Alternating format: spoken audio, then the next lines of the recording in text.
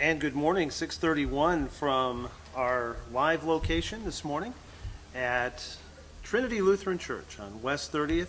One Night on the Street, and this is the morning edition of One Night on the Street. And the night did not end after the pastor's forum yesterday evening. Tom Roepke is with me. Good morning, Tom. Snuggle right up to that microphone. Good morning. Don't be shy. Yeah, push the coffee away. Push the coffee away, yeah.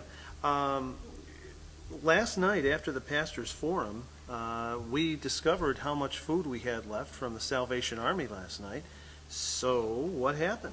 So some quick thinking students that we brought up from our neck of the woods, and some adults decided to take it. If we couldn't find the homeless to come in, we decided to take it out to them. All right, so where did you wind up? Well, after a circuitous route through the city, up 18th and down 19th and over 22nd, finally down to Lakeshore, we found the homeless bus that was collecting the guys for the homeless shelter, and we ended up at Aviation High School finally. And yeah, that has become kind of the overflow place that has kind of collected a lot of folks who can't make it into the regular shelters. How many people did you find there last night? About 170. Wow. So was everybody able to eat? They were. Okay, that's good. Yeah. That's good. It's impressive. Yeah. We have gone back now, I guess, 10, 12 years, and all because of children's ministry. Imagine that, yeah. Yeah. Alan Root. Imagine that. Now you are indeed a pastor. That's Pastor of Student Ministries, yeah. Yeah, down in Loudonville. Right, Southern Ashland County. New Hope Community Church. How can all of this affect one person when they volunteer? I mean, obviously, you have gotten the kids at your church involved by bringing them here. They got quite an interesting object lesson last night. What's the lasting effect of volunteerism? Well, I think it's realizing that you have something to offer, and that whether we talk about our story or their story, just even last night, they were frustrated because they just expected the homeless to show up. And so as they went out and walked, I think, 16 blocks from this facility, couldn't find, and it's like, wait a minute. So as they realized there was all this food in the back room, it's like, we've got to figure out something to do with this. This isn't why we came to the city. We want to serve. And so it's living life intentionally and seeking out those moments and hearing God speak in the quiet of your heart to say, hey, I can make a difference. You've had the opportunity to expose the kids at your church to a number of different activities, taking them into cities intentionally. What's the big takeaway in terms of how it affects them as they move forward? I think it really is this idea that they have something to offer, that in their journey, in their story, in their own abilities, whatever their talents are, that they can actually make a difference in someone else's life. Whether it's just a cold cup of water to offer somebody or to offer a word of encouragement, that they actually are part of the kingdom, and a mighty part if they're willing to live their lives from their good hearts to impact the lives of others. But it's that risk-taking, to get out of their comfort zone, get out of the boat, to move and to do.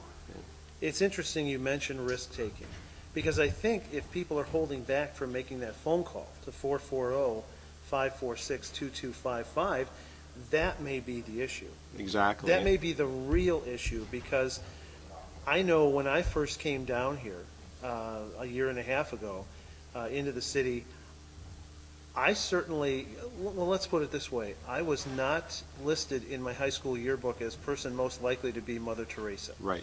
Yeah, and so for me to come down here, it was a bit of a step for me, a bit of a stretch, and that's what it really is. You got to stretch in order to make this happen.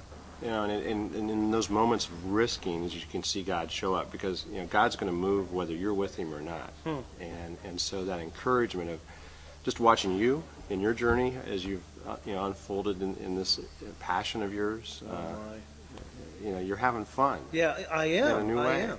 And it's interesting because you mentioned on this journey, well, there's been a lot of stumbling on this journey. Sure. Yeah. But, it's in the stumbling sometimes, too, that God truly reveals. He throws up walls because He wants to get our attention.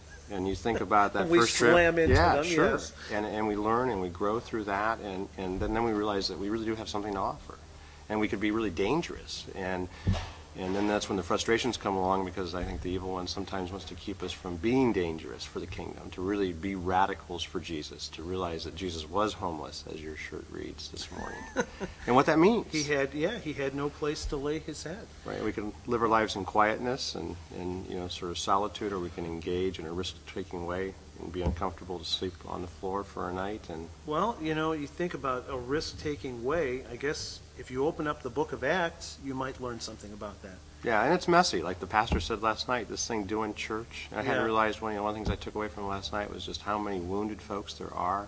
And as we stood there last night, as we watched the men go through the food line, I'm just wondering what their stories are and what the church maybe has done to them unintentionally, but how we've, Yeah. the brokenness that's there that we have to push through as a community.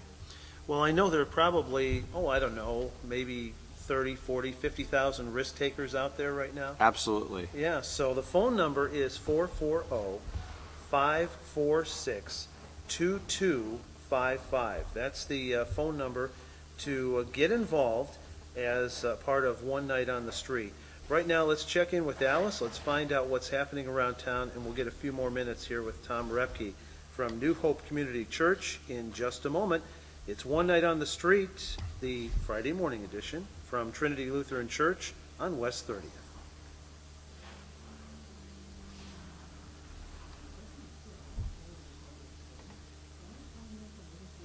Now, how can that thing have a keyboard? I saw you walking around with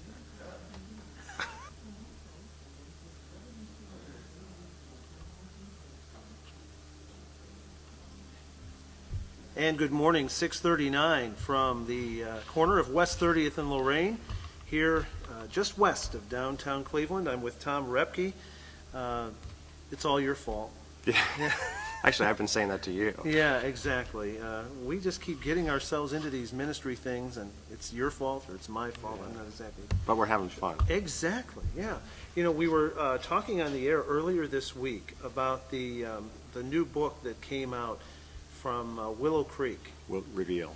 Yeah, and Bill Hybels' ministry, where they get really candid about what they messed up ministry-wise over the last 10 years or so. Well, I think it's interesting that I think as Americans we get confused about this thing called Christianity, and we always want to make it easy and simple, and it's not. It never was. No, the four pastors last night talked about that again. This is messy stuff. We're dealing with broken and wounded people, whether you're living in the suburbia or you're living on the streets. And like they said, in the suburbs, that kind of gets a little more behind closed doors and a little more subtle. And here it's pretty plain, when you see the mess. Yeah, and I appreciate that insight because I think it's true. And it's like, okay, so we accept me at that level. And so what Hybels was saying in this new book is basically there's something we've missed along the way, and that is... And basically...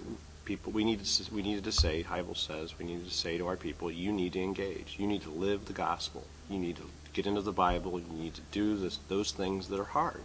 You need to find your quiet time. You need to find your moments of reflection in the morning. You read the Scripture and let the Scripture speak deeply into your soul so that you understand what you have to offer and then what you do with yourself. When you talk about engaging, I think about that book by Shane Claiborne, The Irresistible Revolution. And, in the interviews that I've done with Shane, we talked about that concept that he brings up in the book. What if Jesus meant all the stuff he said?